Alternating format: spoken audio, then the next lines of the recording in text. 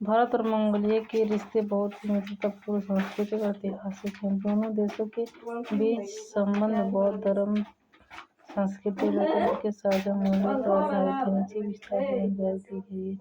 भारत में मंगोलिया के राष्ट्रपति 13 अक्टूबर से 16 अक्टूबर तक दौरे पर थे, जो भारत के 17वां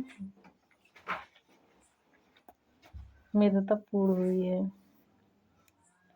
मंगोलिया जो है वो रूस और चाइना के बीच में एक लैंडलॉक्ड कंट्री है।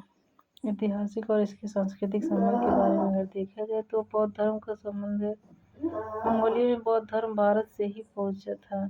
वहाँ के बहुत से बौद्ध भिक्षु भारत में अध्ययन करते हैं, जैसे बोध गया, सारनाथ अभी भी करते हैं। दलाई लामा मंगोलिया से ही बहुत सम्मानित है। प्राचीन सांस्कृतिक जुड़ाव के बारे में अगर देखा जाए तो 13वीं सदी में मंगोल साम्राज्य के समय भारत के साथ व्यापार और ज्ञान का आदान प्रदान होता था। संस्कृत और तिब्बती ग्रंथ मंगोल भाषा में अनुदित हुए हैं। राजनयिक संबंध के बारे में देखा जाए तो डिप्लोमेटिक रिलेशनशिप से कहते हैं। भारत और मंगोलिया के बीच औपचारिक कूटनीतिक संबंध 1955 में स्थापित हुए थे। और वहीं भारत मंगोलिया के तीसरे पड़ोसी नीति थर्ड नेगरवॉर पॉलिसी एक प्रमुख हिस्सा है, यानी मंगोलिया चीन और रूस के अलावा भारत जैसे मित्र देशों से संबंध बढ़ाना चाहता है।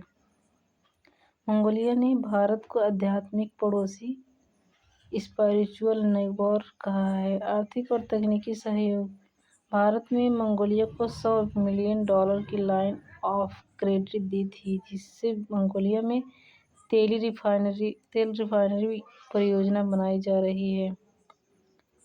आईटी, शिक्षा, स्वास्थ्य, रक्षा क्षेत्रों में भारत सहयोग कर रहा है मंगोलिया का। भारत ने Indian technical and economic cooperation (आईटेक) कार्यक्रम के तहत मंगोलियाई छात्रों को प्रशिक्षण और छात्रवृत्ति दी है।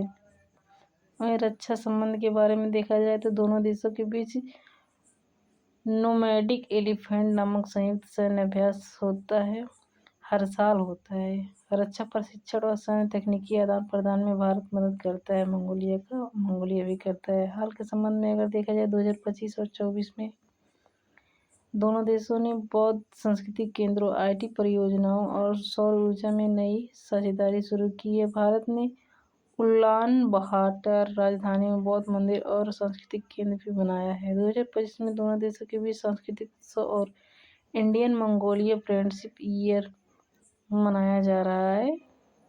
इसी के उपलक्ष्य में भारत में मंगोलिया के राष्ट्रपति आए हुए हैं। 13 अक्टूबर से 16 अक्टूबर तक रहेंगे।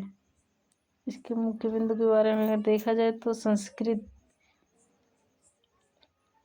सहयोग, बौद्ध धर्म, शिक्षा, पर्यटन। रक्षा के बारे में देखा जाए तो नोमैडिक एलिफेंट सैन्य अभ्यास चलता है। उसके साथ अर्थव्यवस्था के बारे में देखा जाए तो तेल रिफाइनरी, आईटी, सौर ऊर्जा। शिक्षा के बारे में देखा छात्रवृत्ति, प्रशिक्षण। कूटनीति के बारे में देखा जाए तो मजबूत लोकतांत्रिक और राजनीतिक साझेदारी।